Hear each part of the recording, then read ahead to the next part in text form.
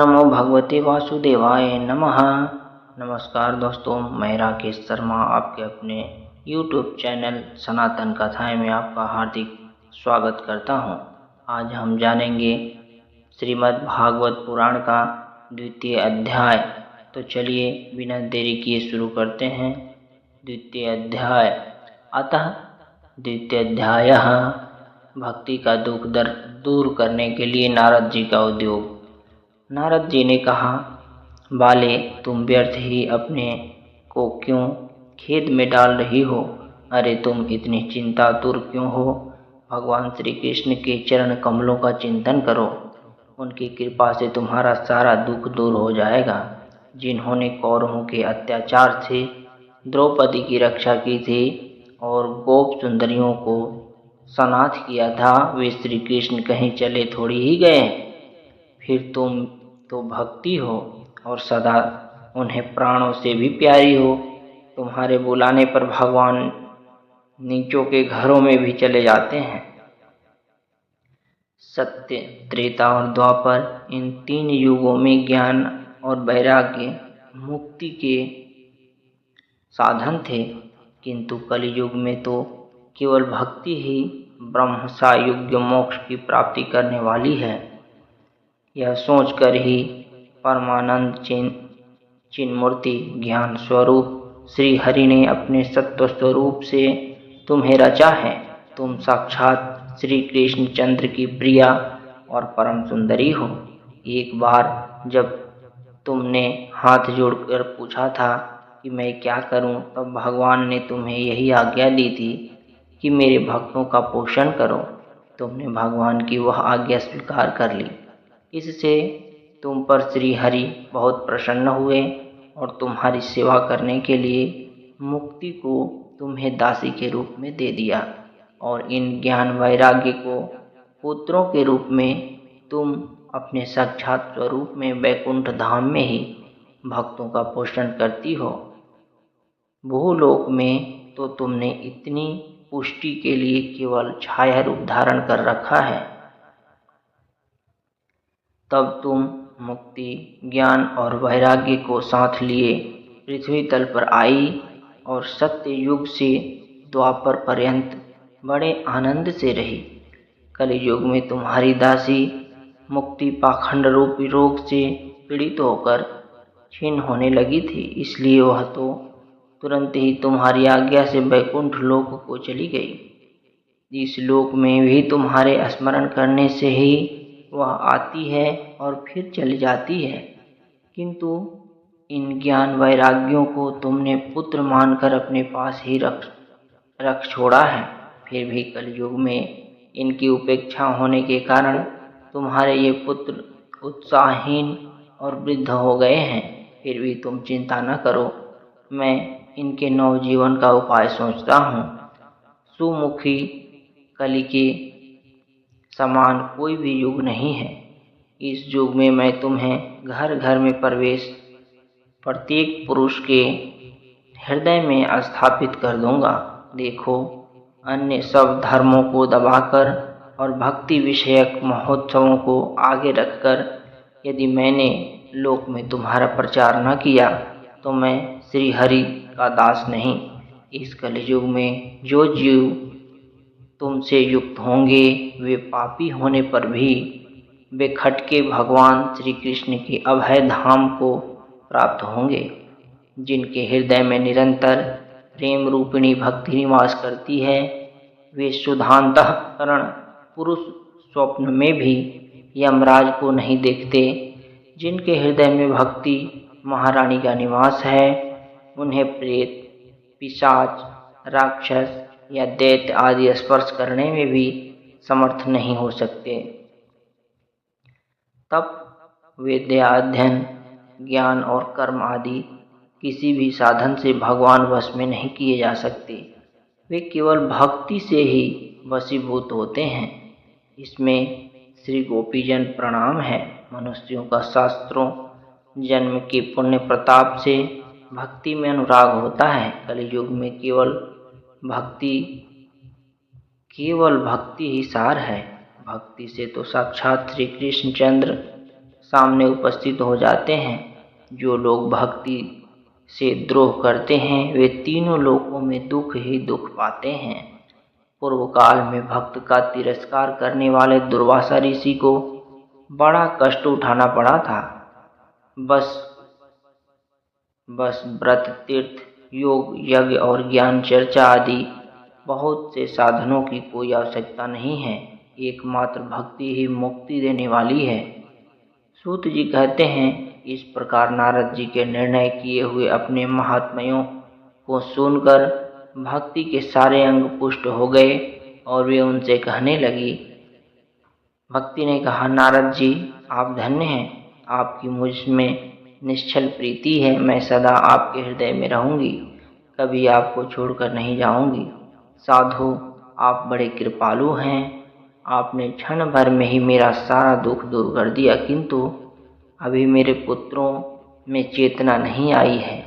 आप इन्हें शीघ्र ही सचेत कर दीजिए, जगा दीजिए।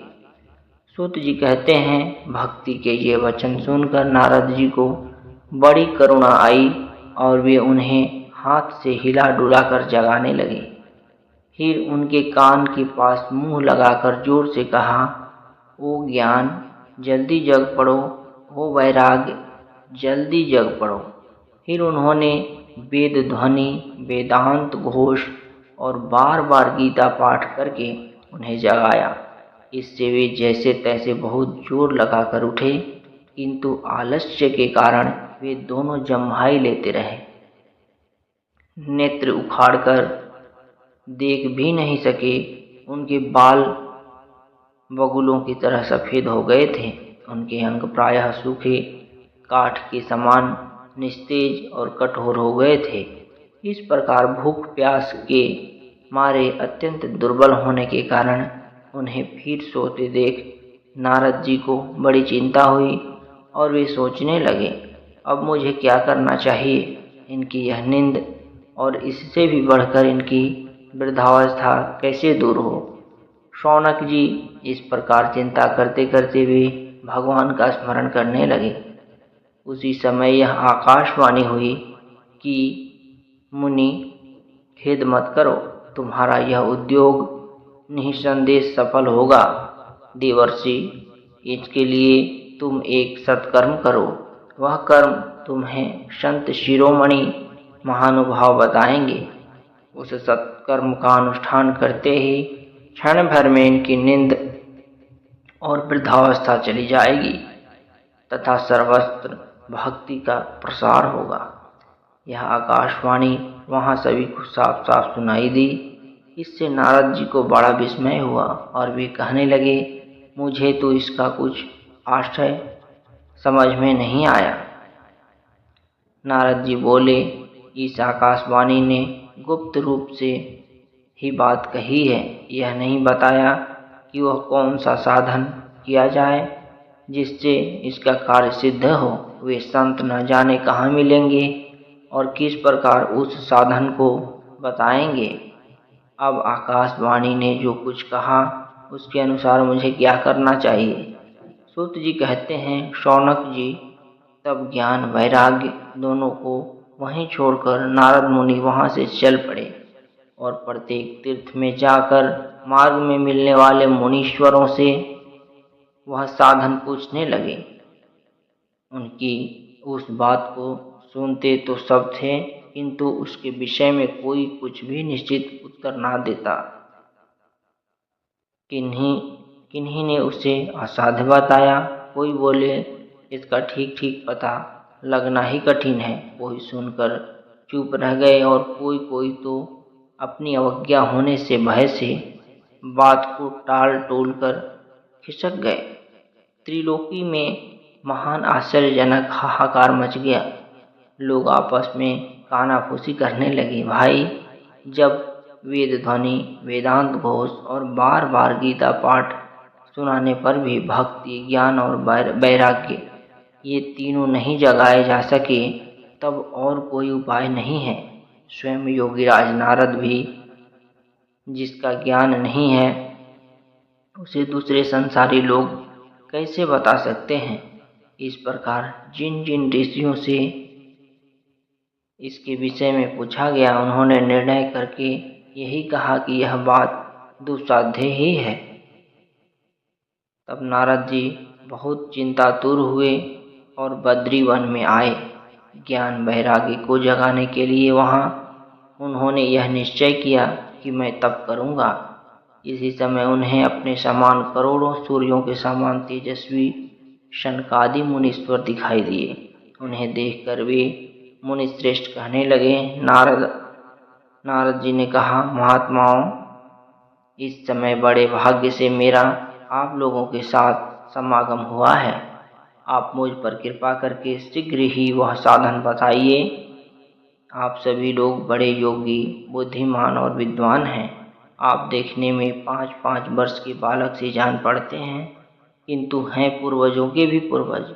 आप लोग सदा वैकुंठ धाम में निवास करते हैं, निरंतर हरि कीर्तन में तत्पर रहते हैं, भगवत लीला मृतिका रसास्वादन कर सदा उसी में उन्मत्त रहते हैं और एकमात्र भगवत कथा ही आपके जीवन का आधार है। हरि ही शरणम, यह वाक्य सर्वदा आपके मुख में रहता है। इसी से काल प्रेरित वृद्धावस्था भी आपको बाधा नहीं पहुंचाती।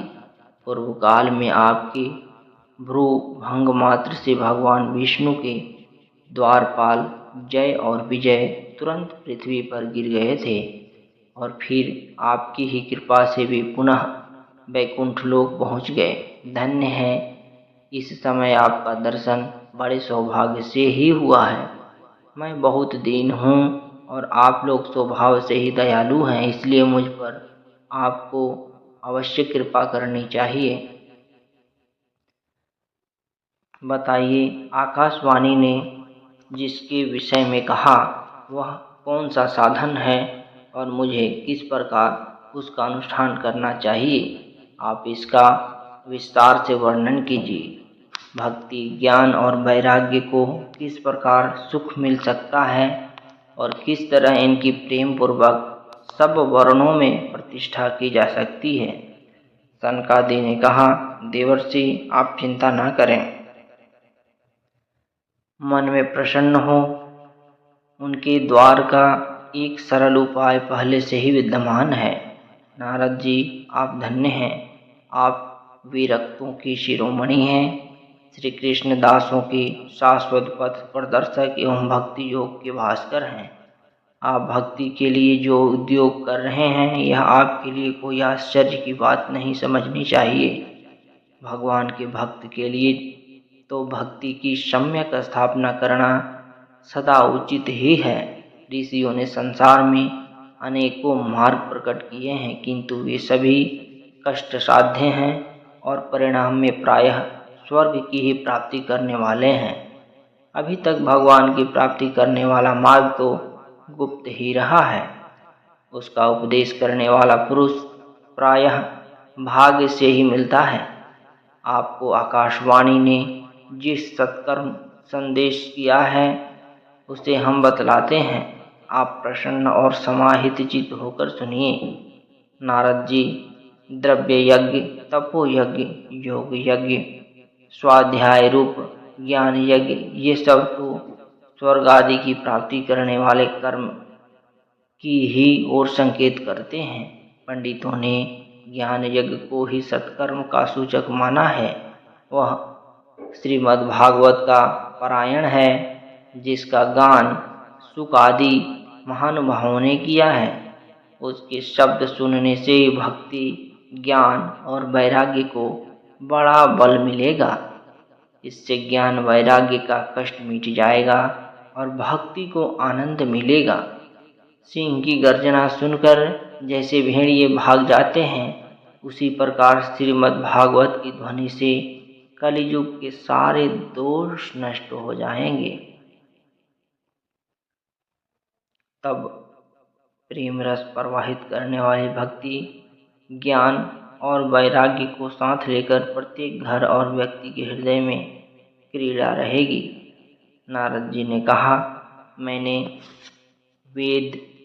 वेदांत की ध्वनि और गीता पाठ करके उन्हें बहुत जगाया, किंतु फिर भी भक्ति, ज्ञान और वैराग्य ने तीनों नहीं जगे।